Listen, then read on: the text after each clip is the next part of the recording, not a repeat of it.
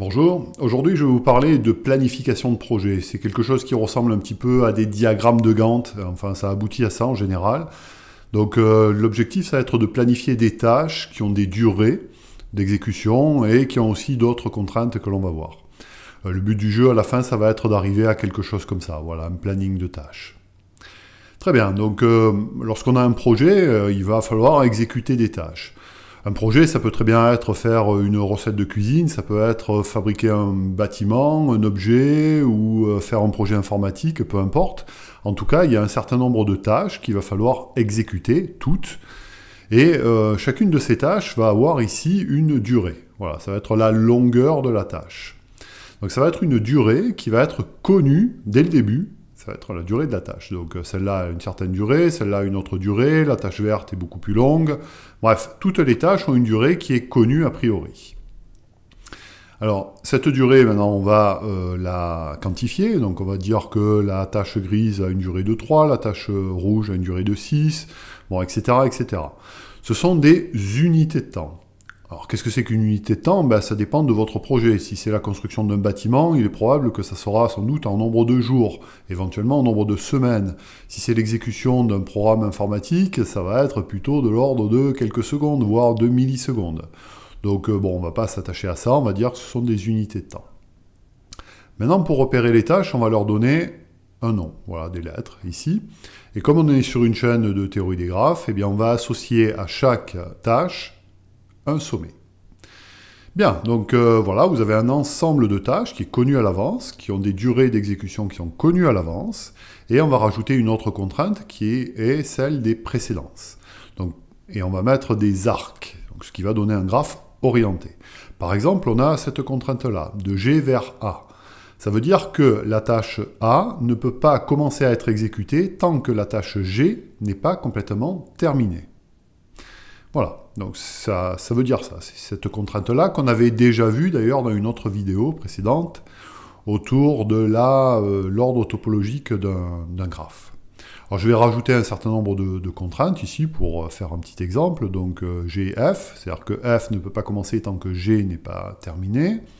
Voilà, cette contrainte jaune ici, une autre contrainte jaune de E vers C, celle-ci. Voilà, ces trois contraintes grises. On va rajouter une rouge de B vers D, et puis deux bleus de F vers D et G. Voilà, donc ça va constituer les contraintes de précédence. Vous voyez que là, pour l'instant, elles sont emmêlées. Dans un premier temps, on va les démêler pour les orienter de la gauche vers la droite, et ensuite, on va faire le planning proprement dit. Donc, il y aura plusieurs étapes dans ce qu'on va faire. Bien, bah, tout d'abord, oublions les tâches elles-mêmes et concentrons-nous sur les sommets. Alors, je vais redessiner ce graphe tassé vers le haut pour avoir de la place pour continuer à faire l'exécution. Donc ce graphe-là, c'est le même que celui-là.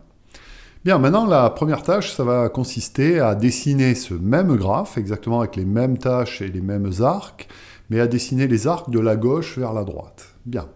Alors commençons. Alors tout d'abord, on va mettre dans une première couche, un premier rang en fait, les tâches qui n'ont pas de contrainte de précédence. Par exemple, G, le sommet orange, n'a aucun arc entrant. Donc on va le mettre au tout début. Et il en est de même pour E. E a des arcs sortants, certes, mais il n'a pas d'arc entrant. C'est-à-dire qu'il n'est pas contraint par une autre tâche. Donc on va le mettre au même niveau que E. Et ce sont les seuls qui ont cette propriété. Et ça, c'est ce qu'on va appeler le rang numéro 1. On les groupe ensemble. Bien. Maintenant, dans le graphe du haut, on va les oublier momentanément. C'est-à-dire qu'on va les flouter un petit peu pour dire qu'on les a traités. Alors, je ne les supprime pas totalement. Vous verrez pourquoi tout à l'heure, parce qu'il va falloir quand même reprendre les arcs orange et les arcs jaunes. Il va quand même falloir les mettre. Donc, il ne faut pas les oublier complètement. Bien, dans le graphe que l'on a en haut, maintenant, on va recommencer exactement la même chose. On va prendre tous les sommets qui n'ont plus d'arc entrant. Là, maintenant, il n'y a plus que A. Ici, A n'a plus d'arc entrant, autre que G, mais G a déjà été traité. Et tous les autres sommets, non encore floutés, ont des arcs entrants. Voilà, donc ça va donner l'ensemble des tâches, ici réduite à une seule tâche, de rang 2. On va maintenant ajouter les arcs qui étaient entre le rang 1 et le rang 2. Ici, il y a cet arc-là qui correspond à celui-là. Voilà, donc j'enlève du haut. Bien, continuons. Alors, flouton A, maintenant, a été traité. Et voilà, on va recommencer avec les tâches de rang 3. Quelles sont les tâches qui n'ont plus de contrainte de précédence d'arc entrant? Eh bien, il y a la tâche B, il y a F, et il y a C, qui n'a plus d'arc du tout. Voilà. Donc ça va constituer les tâches de rang 3. Maintenant, ajoutons les arcs des rangs 1, 2 vers 3. Donc on a cet arc-là, qui correspond à ça. On a cet arc orange ici de G vers F, qui correspond à celui-là. On a cet arc jaune qui correspond à ça. Et on a ces trois arcs gris qui sortaient de A et qui allaient vers B, F et C, donc qui correspondent à ces arcs-là. Voilà, fin de traitement de B, F et C. Maintenant, dans le graphe du haut, il ne nous reste plus que D ici et G, pardon. Voilà. Donc on va mettre au rang 4, on les groupe ensemble. Maintenant, on va rajouter les arcs, comme tout à l'heure. Cet arc jaune ici correspond à celui-là. Cet arc rouge ici de B vers D correspond à celui-là. Et ensuite, il y a ces deux arcs bleus qui correspondent à ça. Voilà, donc les sommets D et G ont été traités, on les floute. Et on se rend compte qu'en fait, en haut, on n'a plus d'arc du tout. Donc on vient de complètement traiter le graphe qui était en haut. Donc là, vous voyez que le graphe qui était en haut, qui était un petit peu emmêlé, il a été dessiné en bas, avec tous ces arcs qui vont de la gauche vers la droite. Alors on se rend compte que les sommets de rang 1, ceux qui sont le plus à gauche, n'ont pas d'arc entrant. Donc ce qu'on va faire, on va rajouter une tâche fictive qui va s'appeler début, qui va durer 0, et on va la faire pointer, cette tâche, vers tous les sommets de rang 1. Maintenant, on va rajouter complètement à droite une tâche fictive fin, qui va durer 0 unité de temps, et sur laquelle on va faire pointer tous les sommets qui n'ont pas d'arc sortant. Donc il y a tous les sommets du dernier rang, D et G, mais il y a aussi C. Donc ça donne ça. Voilà.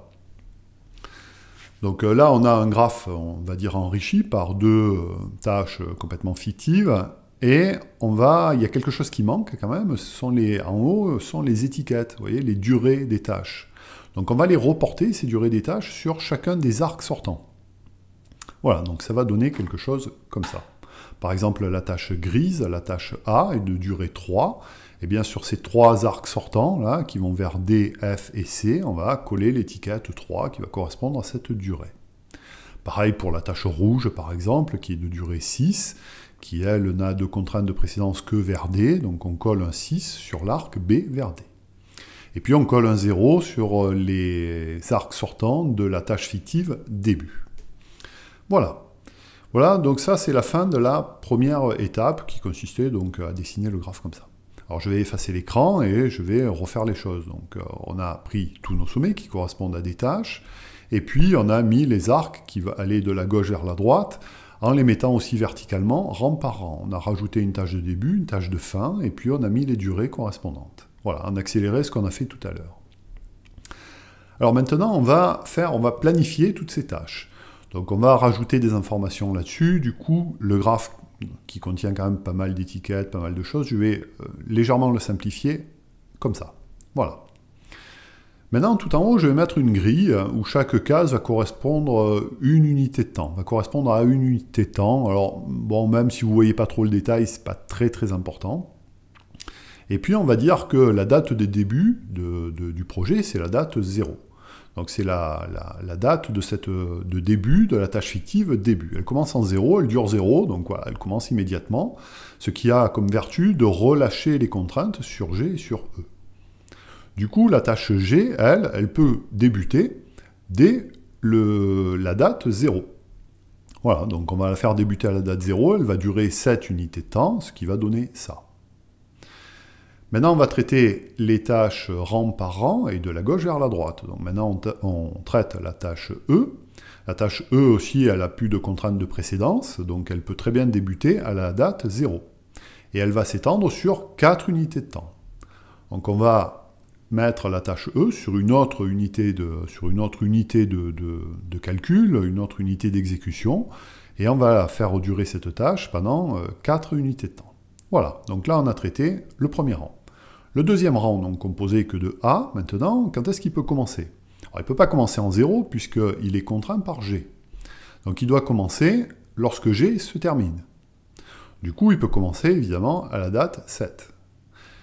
Donc de la date 7 à 7 plus 3, c'est-à-dire 10. Voilà, fin de traitement du rang 2. Maintenant, le rang 3, c'est-à-dire les tâches B, F et C. Alors commençons par B. B est contrainte par A, qui se termine en 10, 7 plus 3, et en E, qui se termine en 0 plus 4, c'est-à-dire 4. Donc la plus grosse des contraintes, c'est le max des deux, donc c'est le max de 10 et de 4, c'est-à-dire 10. Donc B ne peut pas commencer avant 10, avant la date 10. Mais par contre, elle peut commencer à la date 10. Donc on va le faire débuter à la date 10, et sur une durée de 6, c'est-à-dire de 10 à 16. Maintenant, F.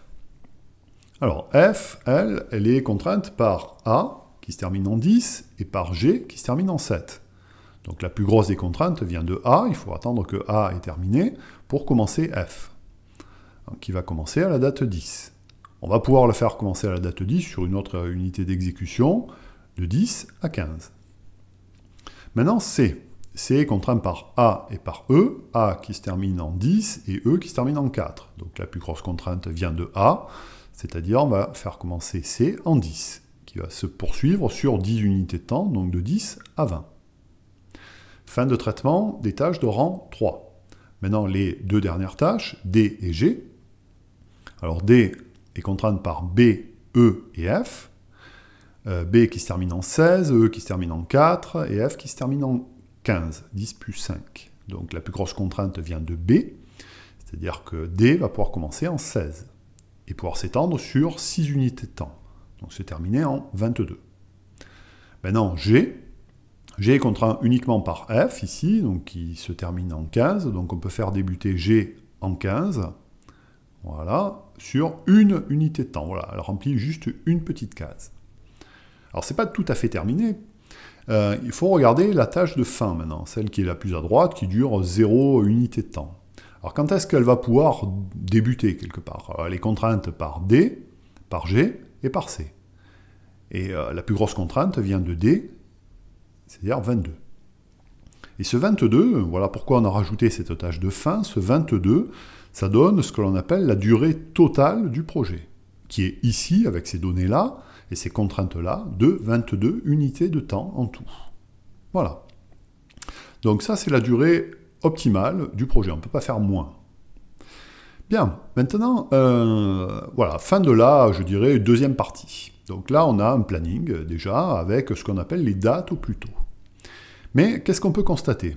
On peut constater, par exemple, que la tâche jaune, ici, elle a une certaine latitude. On l'a fait commencer en 0, mais dans le fond, on aurait pu commencer plus tard, sans mettre en péril la durée totale du projet.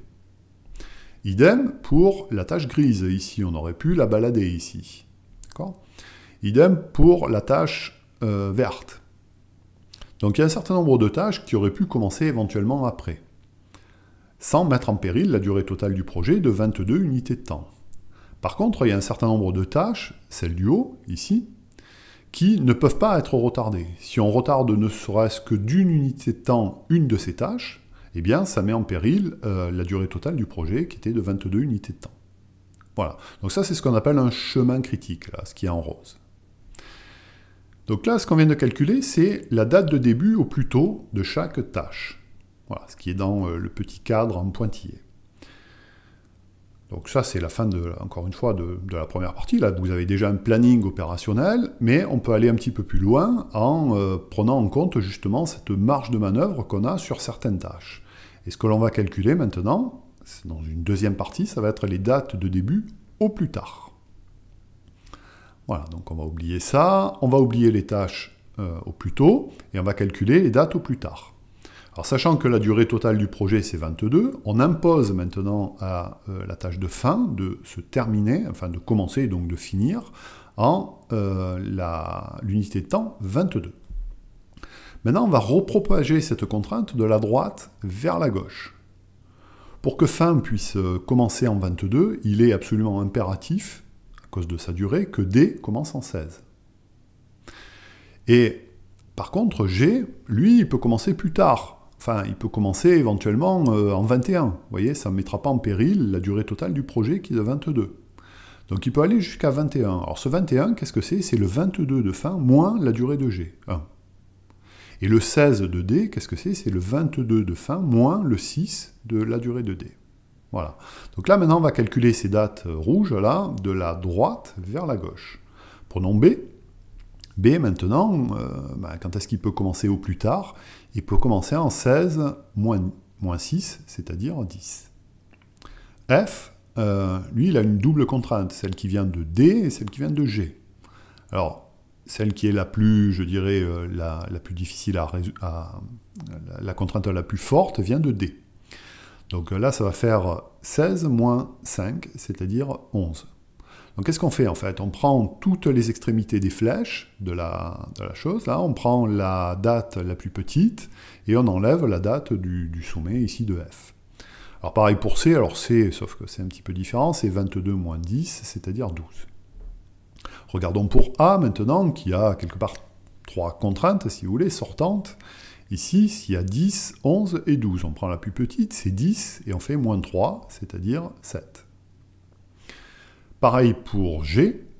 Alors G, il a 2 contraintes sortantes qui sont 7 et 11, et on fait le min des deux, c'est 7. 7 moins la durée de G qui est 7, ce qui fait 0. Donc au plus tard, il doit commencer en 0.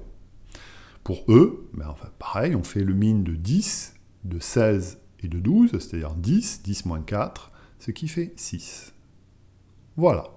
Là, on vient de calculer les dates de début au plus tard. Il ne faut pas que ces tâches-là commencent après ces dates-là, sinon c'est foutu.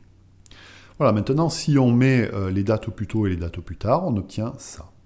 Voilà, ça c'est l'ensemble, je dirais, des données fournies, enfin des résultats plus exactement fournis par cette méthode-là.